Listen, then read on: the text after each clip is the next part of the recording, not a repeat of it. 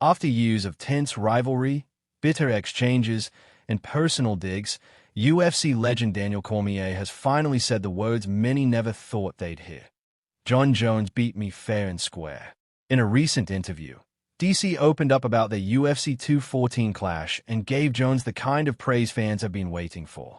The timing couldn't have been more poignant, and Jon Jones, ever tuned in, wasted no time responding. On social media, Jones reacted with a rare show of humility and gratitude. "It takes a real man to say something like that," he posted. "Respect to DC. We pushed each other to be great, and I'll always value what we brought out in one another." This isn't just another quote for the highlight reel. Cormier's statement marks a major turning point in one of the most iconic rivalries in UFC history. For years, DC and Jones went back and forth in a feud that blurred the line between sport and personal hatred. From press conference scuffles to emotional interviews, their dynamic was electric.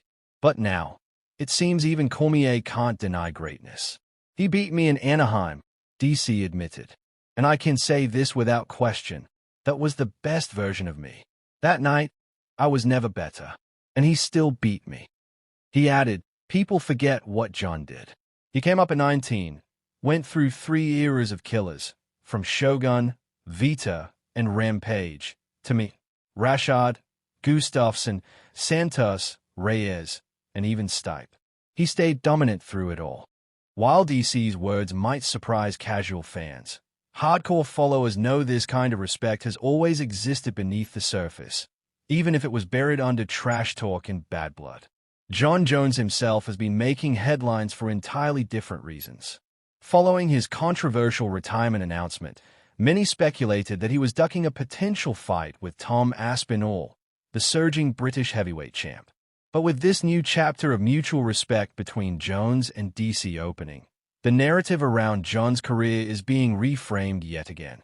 Elsewhere in the combat sports world, Dana White is waging war, again, with Oscar de la Hoya. This time, the flashpoint is the highly anticipated Canelo Alvarez vs. Terence Crawford boxing match set for September.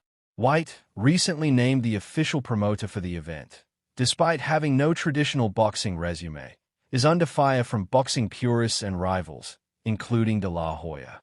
"Oscar's out here calling me the trust fund baby of boxing," Dana scoffed in a recent presser. "But let's get real. That guy's been a mess for years. I've built a billion-dollar company from scratch. The UFC is a global empire. What has he done lately besides tweet nonsense and attack anyone who's actually doing something?" De La Hoya's criticisms stem from the belief that Dana White is overstepping into a sport he doesn't understand. "He didn't negotiate this fight. He has no stable of boxers," Oscar said. "Is being handed this fight on a silver platter and is acting like he built the damn thing." De La Hoya also blasted White for scheduling the Canelo-Crawford fight during the day in Las Vegas to avoid clashing with a UFC card scheduled for that evening. "This is a joke," he said. "Canelo's going to fight in daylight so Dana can run his MMA circus later that night. Embarrassing." But Dana wasn't having it. "Oscar de la Hoya is a clown," White said. "He's been out of touch for years. I respect guys like Eddie Hearn and Frank Warren who actually do the work. But Oscar, that guy is irrelevant. He's not my rival. He's just noise." Despite the noise, Dana White is all in on superboxing, a hybrid brand born out of TKO's merger of UFC and WWE under Endeavor. The Canelo-Crawford bout marks its first marquee event, and it's being positioned as a game-changer.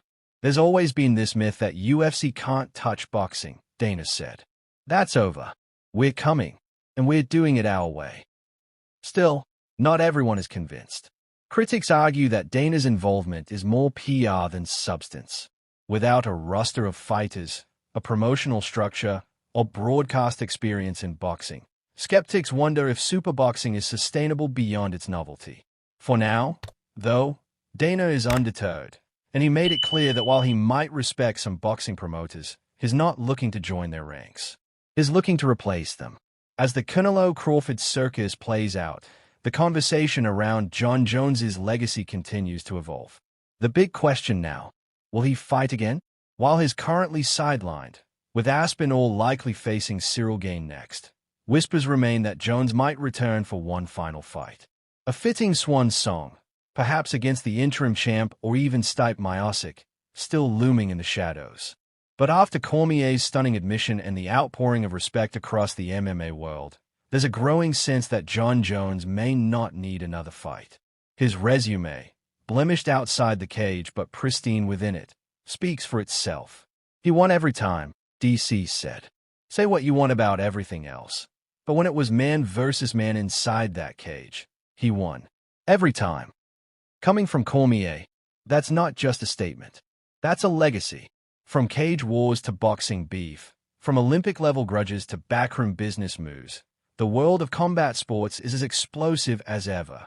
One thing is for sure, whether it's Jon Jones silencing his fiercest rival, Dana White making enemies in a new arena, or fans still demanding clarity in the heavyweight division,